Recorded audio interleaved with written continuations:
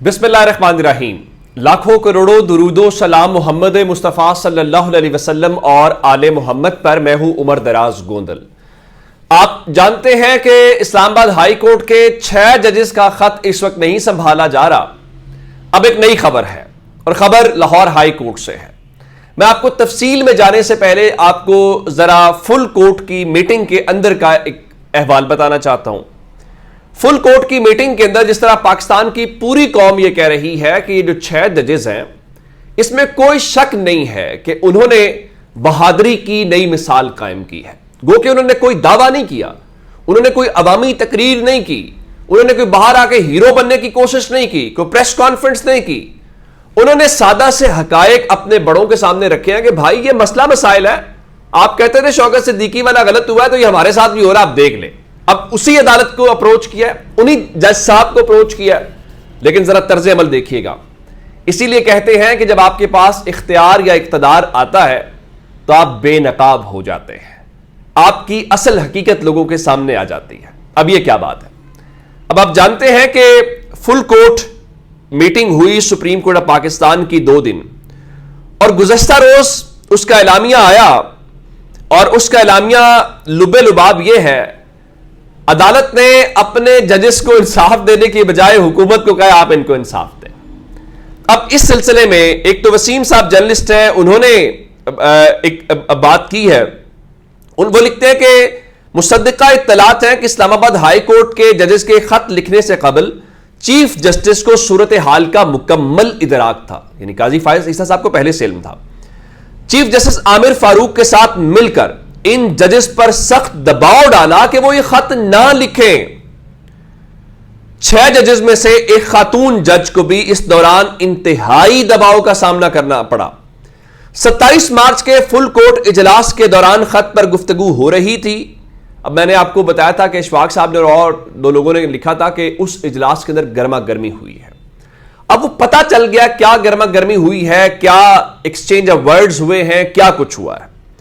अब जब ये फुल कोर्ट 27 तारीख को यानी पहले दिन हो रहा था, तो वहां पे सुप्रीम कोर्ट के एक जज ने कहा कि द लेटर राइटिंग जजेस of Islamabad high court are heroes. यानी सुप्रीम कोर्ट के एक जज ने कहा वहां बोला इस मीटिंग में कि जो जजेस इस्लामाबाद हाई कोर्ट के जिन्होंने खत लिखा है वो हीरोज हैं, इसमें कोई शक वाली बात नहीं है। तो वसीम साहब के मुताबिक तो चीफ जस्टिस काजी फायज ईसा ये सुनकर सीख पा हो गए। उन्हें यह कहना भी बुरा लगा कि आप उन जजेस को हीरोज क्यों कह रहे हैं। तो काजी साहब ने वसीम साहब के मुताबिक जवाब दिया कि for God's sec they are not heroes. यानी खुदा का वास्ता है, वो हीरोज नहीं है। उसके बाद इजलास का माहौल तल्ख हो गया। अब यह तो हो गई वसीम साहब वाली बात। अगली बात भी आपको बता देते हैं। आमिर सईद अब्बासी पब्लिक न्यूज के इस्लामाबाद में ब्यूरो चीफ हैं, कोर्ट को कवर करते हैं, बड़े बैलेंस्ड जर्नलिस्ट हैं, मैंने उनके साथ काम किया है। तो वो ये कहते हैं कि दोनों दिनों की फुल कोर्ट मीटिंग्स में इस राय से बहुत इख्तलाफ पाया गया, जिसमें कहा गया था इस मामले को सुप्रीम कोर्ट जुडिशल काउंसिल या ओपन कोर्ट में करने की बजाय मामले को कमीशन को भेज दिया जाए। यानी वहां पे इस बात को करने के हवाले से कि हम इस मामले को हुकूमत के पास कमीशन में भेजते हैं, बहुत ज्यादा इख्तलाफ था। और आमिर सईद अब्बासी भी कहते हैं कि पता यह चला कि जब इस मीटिंग में किसी एक रुकन की जानिब से यह कहा गया कि जजेस बहुत बहादुर हैं और इन्होंने बहुत बहादुरी से फैसला किया है, तो इस पर उन्हें डांट पड़ गई और कहा गया यह लफ्ज इस्तेमाल ना किया जाए। इसका मतलब यह है कि 2 तरह से गवाही आई है कि काजी फायज ईसा साहब कहते हैं कि आप उन्हें बहादुर ना कहें। इसका मतलब बड़ा सादा है कि बस एक ही शख्स बहादुर है जिनका नाम काजी फायज ईसा साहब है, बाकी इस मुल्क के अंदर कोई बहादुर नहीं है, बाकी सब दबाव में काम, बाकी सब गैर उसूल। भाई एक ही बासूल शख्सियत है, वो हमारे चीफ जस्टिस काजी फायज ईसा साहब है। अब इस हवाले से इस सारी सूरत हाल में होना यह चाहिए था सुप्रीम जुडिशल काउंसिल कार्रवाई करती, आप अस खुद नोटिस लेते। यार आप ये भी नहीं कर सकते थे तो आप एक और काम कर सकते थे, जिसमें यह भी था کہ وہاں یہ ایک رائے آئی جناب کہ دیکھیے نا کہ یہ جو اسلام آباد ہائی کورٹ ہے وہ ہماری کوئی ماتحت کورٹ تو نہیں ہے، تو ہمیں ایکشن نہیں لینا چاہیے. آپ خدا کے واسطے سمپل یہ کہتے کہ چیف جسٹس اسلام آباد ہائی کورٹ تمام ججز پر مشتمل 8 ججز پر مشتمل ہائی کورٹ کے آپ بنائیں ایک فل کورٹ اور آپ توہین عدالت کی پروسیڈنگ شروع کریں. سو اسلام آباد ہائی کورٹ جانے اور آپ جانے، آپ کریں جی چونکہ آپ ہمارے ماتحت نہیں ہیں. لیکن ہمارے منصفین نے ان خط لکھنے والے ججز کو اٹھا کے حکومت کے رحم و کرم پہ چھوڑ دیا ہے. اب حکومت کا کام یہ ہے کہ اس کمیشن کے ذریعے کہا جائے کہ ان ججز نے مس کنڈکٹ کا اظہار کیا، ہو سکتا ہے ان ججز کو فارغ کر دیا جائے، جو کہ پاکستان میں ہوتا ہے. تو شوکت صدیقی صاحب کے جو ہے وہ قاضی فائز عیسیٰ صاحب کی الفاظ میں وہ ہیرو تھے، ان کے ساتھ بڑی زیادتی ہوئی، ان کو بڑا غلط طریقے سے نکالا گیا. لیکن چونکہ قاضی صاحب کے دور میں ہو رہا ہے تو یہ نہیں ہے. یہ 6-7 مہینے قاضی صاحب کے چلے جائیں گے. قاضی صاحب کو معلوم نہیں ہے، لوگ افتخار چودھری کہیں گے، ثاقب نثار کہیں گے، یا وہ ارشاد کیا نام تھا ان کا وہ کہیں گے، لیکن تاریخ قاضی صاحب کو یاد رکھے گی. آپ پاکستان کے کروڑوں لوگوں کو ان کا بنیادی حق آپ نے مارا جب آپ نے ان سے بلے کا نشان چھینا. اب جن پہ لوگوں کی امید تھی جن ججز کے اوپر، آپ ان کو بھی انصاف نہیں دے سکے. اللہ تعالیٰ آپ کا یہ عہدہ تا حیات کر دے، آپ ہمیشہ چیف جسٹس رہے، ہمیشہ آپ کے پاس اقتدار رہے. لیکن تاریخ ہمیشہ رہنے والوں کا بھی ساتھ نہیں دیتی، بڑی ظالم ہوتی ہے. اب آگے چلتے ہیں. اب کیا لاہور ہائی کورٹ کے ججز بھی کوئی خط لکھ رہے ہیں؟ دیکھیں یہ بات درست ہے، جس طرح حسنات ملک صاحب نے اس دن لکھا تھا کہ آخر کچھ معاملات چل رہے ہیں، انہوں نے اشارہ دیا تھا اسلام آباد ہائی کورٹ کا اور ایون سپریم کورٹ کا، پھر انہوں نے لاہور ہائی کورٹ کا بھی حوالہ دیا تھا. چونکہ آپ جانتے ہیں لاہور ہائی کورٹ جیسے شاہ جمیل صاحب کا بھی ریزائن ہوا ہے. اب وہ لوگ جو ذرا قریب تصور کیے جاتے ہیں طاقت کے یا حکومتوں کے، وہ کہتے ہیں جی کوشش ہو رہی ہے. اب وہ یہ نہیں کہہ رہے کہ یہ ججز خود سے خط لکھ رہے ہیں، چونکہ اب آسان طریقہ ہوتا ہے آپ کسی چیز کو متنازع بنا دو. تو ان کے مطابق کوشش یہ ہو رہی ہے کہ لاہور ہائی کورٹ کے 2 سے 3 ججز کو خط لکھوایا جائے ان سے، اور یہ خط میڈیا کو لیک کیا جائے. اور اس کے لیے وہ الزام کس کے اوپر لگا رہے ہیں؟ وہ الزام ثاقب نثار جو سابق چیف جسٹس ہے، کیونکہ ان کو ہر چیز میں ثاقب نثار نظر آتے ہیں.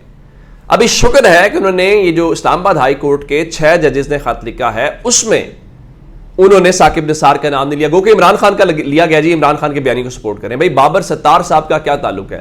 جسٹس سردار اعجاز اسحاق تو رشتہ دار ہیں جسٹس سردار طارق مسعود کے، تو ان کا کیا تعلق ہے بھائی عمران خان کے ساتھ؟ لیکن اب لاہور ہائی کورٹ کے ججز تیار ہیں یا نہیں ہیں؟ بہرحال یہ دعویٰ یہ الزام ضرور آ گیا ہے کہ ثاقب نثار جو ہیں جی وہ لاہور ہائی کورٹ کے 2 سے 3 ججز سے خط لکھوانے کی کوشش کر رہے ہیں کہ میڈیا کو لیک کرے. اب اس کو آپ دوسری نظر میں یوں بھی کہہ سکتے ہیں کہ شاید یا ممکنہ طور پہ لاہور ہائی کورٹ سے بھی کوئی خط آنے والا ہے، جس کی وجہ سے ابھی سے اچھل کود شروع ہو گئی ہے اس کو متنازع بنانے کی، اور یہ کہا جائے کہ دیکھیں نا جی یہ تو ثاقب نثار نے لکھا ہے، یہ تو فلاں نے ہوا، یہ تو ایسے ہوا ہے. تو پاکستان میں یہ چیزیں ذرا اس طرح سے کرنا آسان ہوتا ہے اور اس کو مینج کرنا. اب شہباز شریف جو ہیں ان کا چہرہ اترنے والا ہے اور اتر رہا ہے. اب آپ کہیں گے کیسے؟ ایک تو یہ ججز والے خط ہیں، دوسرا آپ نے ایک بات نوٹ کی ہے، وہ جو رانا ثناءاللہ کہتے تھے کہ پیپلز پارٹی میں پھنسا دے گی، حکومت چل رہی ہے، وزارتیں بٹ رہی ہیں، سب کچھ ہے، بلاول زرداری کہاں پہ ہے؟ یعنی وہ پاکستان پیپلز پارٹی کے چیئرمین ہیں اور اس حکومت کے اتحادی ہیں. ایسا تو نہیں ہے وہ حکومت سے الگ ہیں، وہ اس حکومت کے اتحادی ہیں، ان کے والد صاحب صدر ہیں، وہ مسلم لیگ نون کے ساتھ ہیں. تو جناب اب اس حوالے سے وہ کئی دنوں سے غیر حاضر ہیں. آپ نے 23 مارچ کو جو نیشنل پریڈ ہوئی، کیا اس پہ آپ کو بلاول نظر آئے؟ باقی چیزوں میں بلاول نظر آئے؟ بالکل بھی نظر نہیں آئے. اب ذرا ایک صورت، اس کی وجہ کیا ہے؟ اس کی وجہ بڑا سادہ ہے کہ کوئی بھی اس حکومت کا بوجھ اٹھانے کو تیار نہیں ہے. اب شہباز شریف ایک تو بلاول نظر نہیں آ رہے، پھر آپ کو یاد ہوگا سیکٹری داخلہ تعینات نہیں ہو پا رہے، محسن نقوی کسی اور کو لگانا چاہتے ہیں، شہباز شریف کسی اور کو لگانا چاہتے ہیں. پھر کل جو ایگزٹ کنٹرول لسٹ کابینہ کی کمیٹی ہے اس میں سے محسن نقوی کو نکال دیا گیا، اس کو شامل نہیں کیا گیا کیونکہ اس کی ڈومین تھی. آج شہباز شریف نے ایک اور کام کیا ہے، آپ جانتے ہیں کہ کونسل آف کامن انٹرسٹ ہوتی ہے جس کو مشترکہ مفادات کونسل کہا جاتا ہے، جہاں پہ اہم فیصلے ہوتے ہیں، اور اس کے اندر عام طور پہ ہوتا یہ ہے کہ وزیر اعظم کے ساتھ ساتھ اس میں وزیر خزانہ ہوتے ہیں اور وزیر دفاع بھی ہوتے ہیں۔ لیکن آج تاریخ میں پہلی بار مشترکہ مفادات کونسل میں سے وزیر خزانہ محمد اورنگزیب کو نکال دیا گیا ہے، یہ پہلا واقعہ تاریخ کا، اور وزیر خارجہ اسحاق ڈار جو رشتہ دار ہیں نواز شریف کے اور شریف خاندان کے، ان کو اس میں شامل کر لیا گیا ہے۔